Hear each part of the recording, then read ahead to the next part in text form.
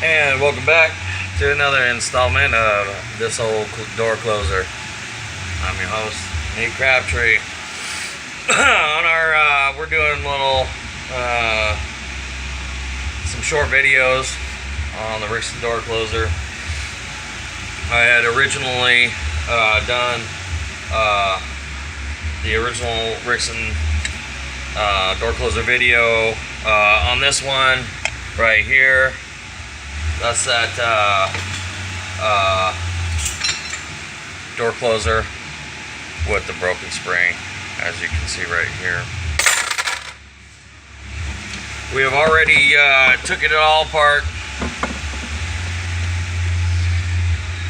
and mounted the block back in here with the pistons, and we're gonna take just a quick view of what the piston system looks like and what I did to mount it back in here.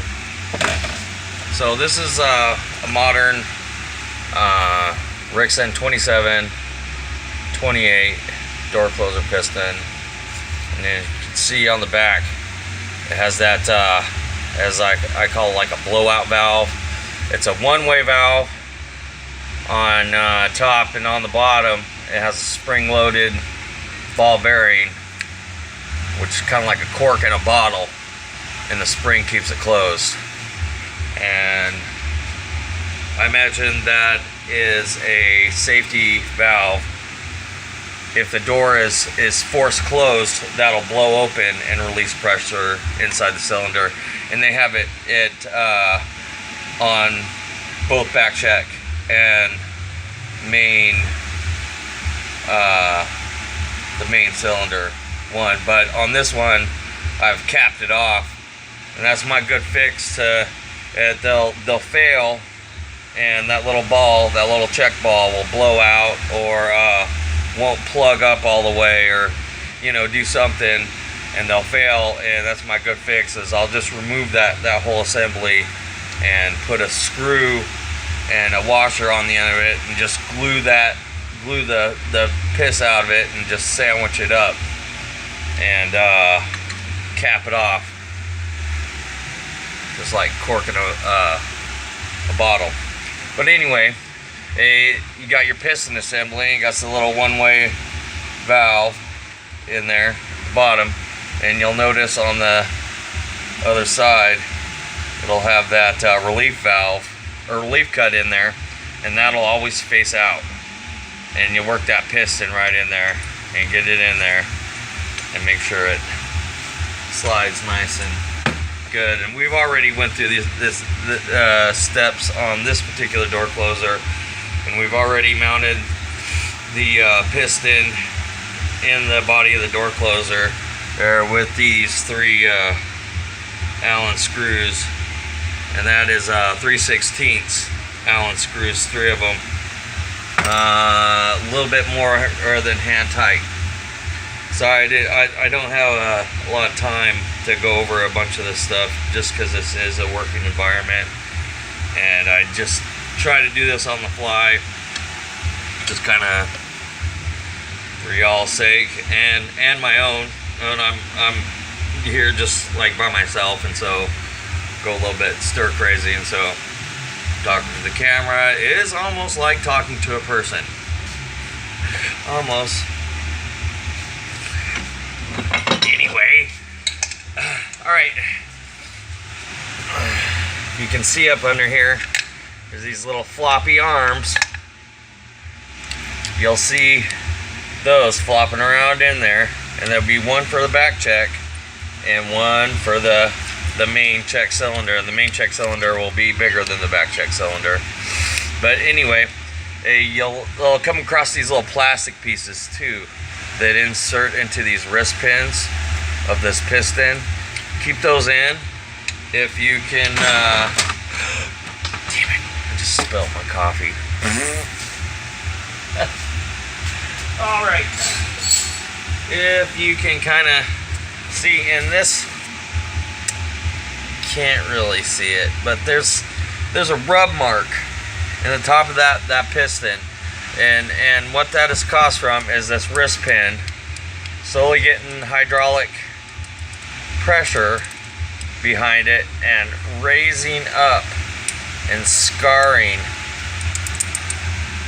the top of the cylinder, and it'll do that until the door closer fails and it doesn't have any more hydraulic pressure, or it'll lock the whole thing up, and that's really bad.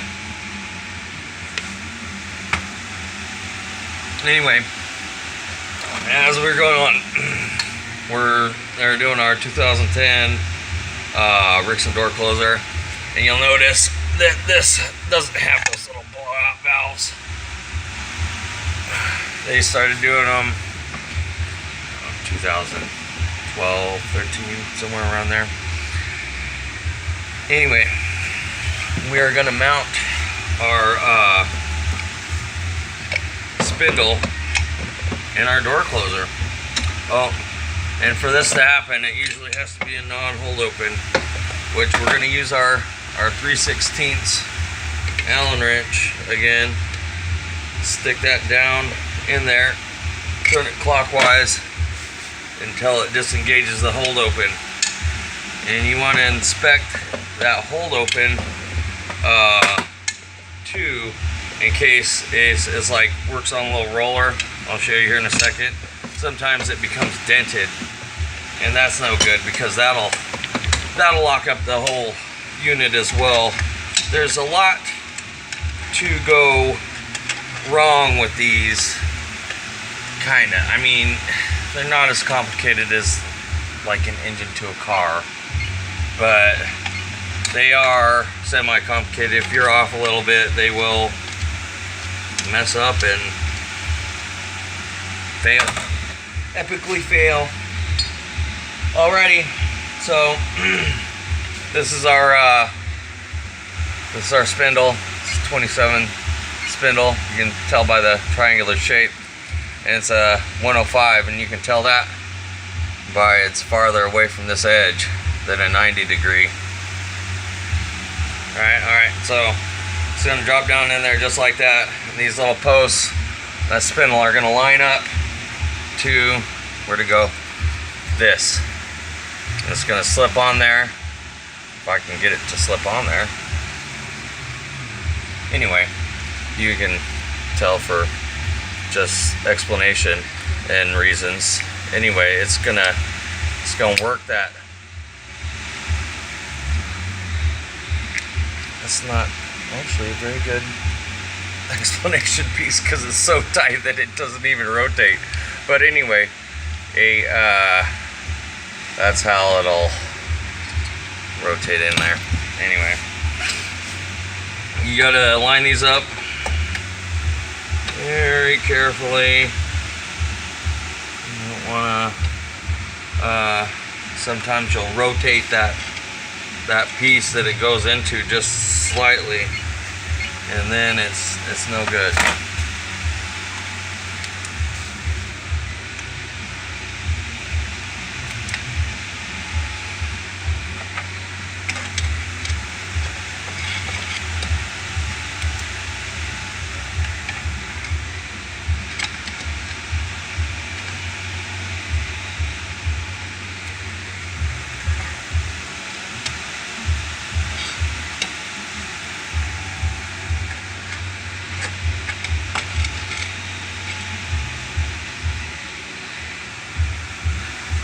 I'm actually going to pause the video and get this correctly aligned and then unpause it. Alrighty, I think it's in there. You can grab my crescent wrench and give her a little wiggle. Alright, and I can clearly see it working both the pistons, and sitting there rotating, working these pistons inside the cylinder, and the post, or the post on the spindle, go right there. Anyway, now we're going to get the spring linkage hooked back up, and you can tell, that little piece, it failed in a couple of our other closers, and I thought it was going to fail in this one, but it ended up not being that. So get it in there somehow.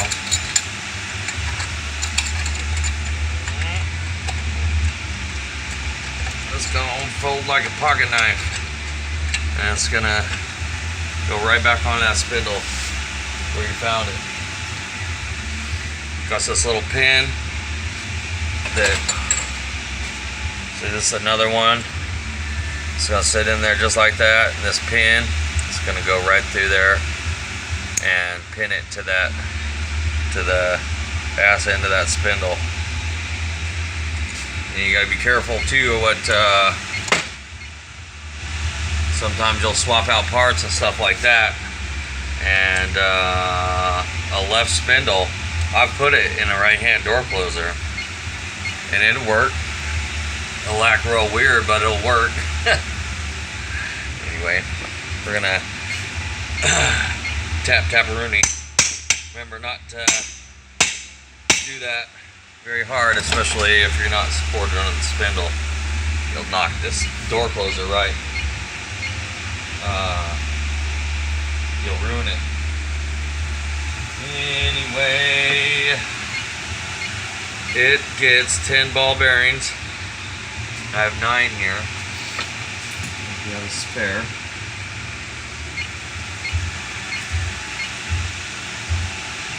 Alright. This is called a bottom race. This is pretty much what the entire weight of the door is resting on. It's a bottom race, and a race pulls bearings. We're going to put this one back on that. I'm going to get a dollop of axle grease.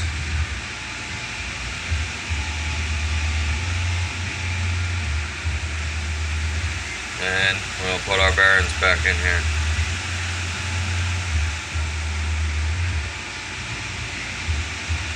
Making sure they're all nice in there good.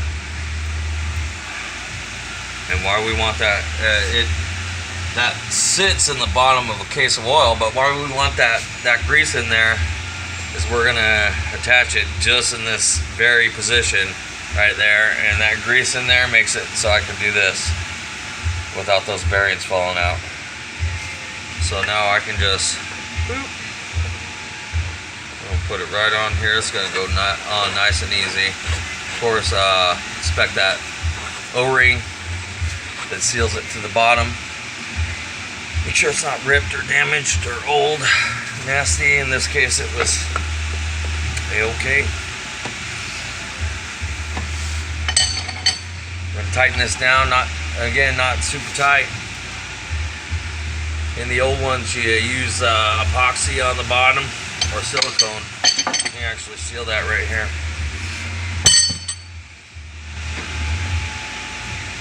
Alright, so we've nailed our spring linkage to our spindle. We've attached it to the pistons, and hopefully this will be nice and loose. There we go. And you'll feel that just a little click of the hold open. It'll come right out of there once you get it all wound up. Alright, so now we're gonna have to make this quick. We're running out of time. We got 6 minutes on our video. This little Allen wrench cut off, looked like somebody went crazy. That goes right down into that hold open mechanism, and it works it from that screw. So I'm gonna take my needle nose pliers. I'll fish it right into this fitting down in the hold open mechanism. Boop. I'm gonna take that little flathead screwdriver fitting. Will look like an Allen head on the other side of it. It's gonna go right on top of it. I'm gonna swap out the O-ring. I know the part number as a 8012N O-ring, and that's a nitrile base, which I believe it reacts better long term to oil. But anyway, I'm gonna replace that O-ring real quick.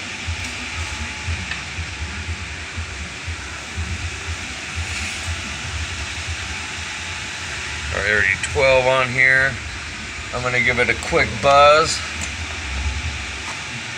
with my Dremel.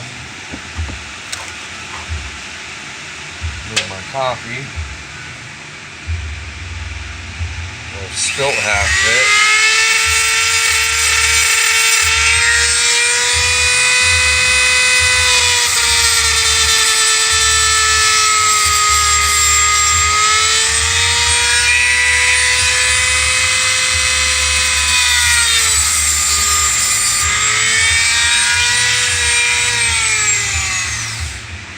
Okay, now what I've done is I've cleaned up the little nasty bit on the top, and I made it a little bit more deeper so I can get a good bite on it with that flathead screw driver. I'm going to lube up the hole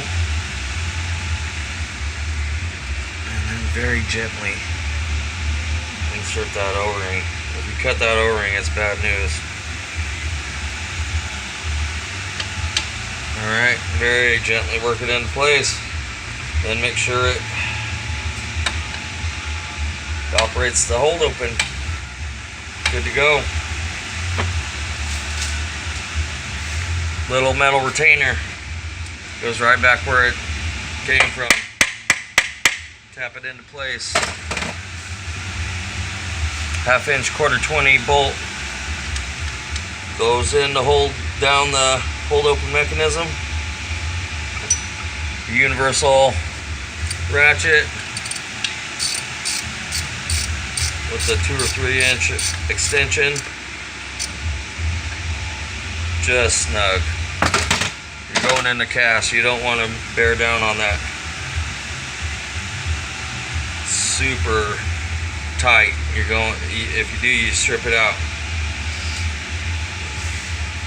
Replacement spring.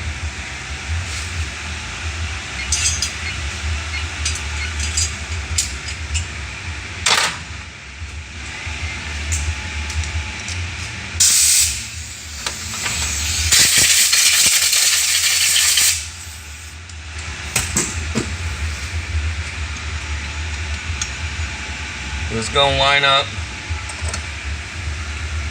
with that. It's going to pull it close every time. Hopefully, every time, if it doesn't break like the last one did.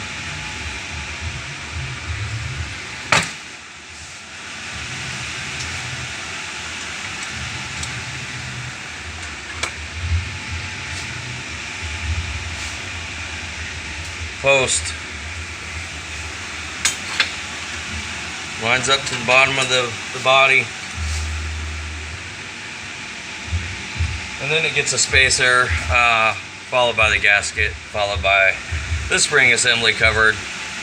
Gets hooked on a jig, gets twisted up to a certain poundage. I'll also install the seal around the neck of this spindle, which is very important. I was going to add, that's the make a seal. It's going to go on this bad boy. Alright, y'all take care. To my kids, I love you a whole bunch. If anybody finds this video helpful, smash that like button and subscribe. Got lots of door closers to fix, whole mountain of them other to do. So I hope to do a husky video here coming up soon. Alright, y'all take care.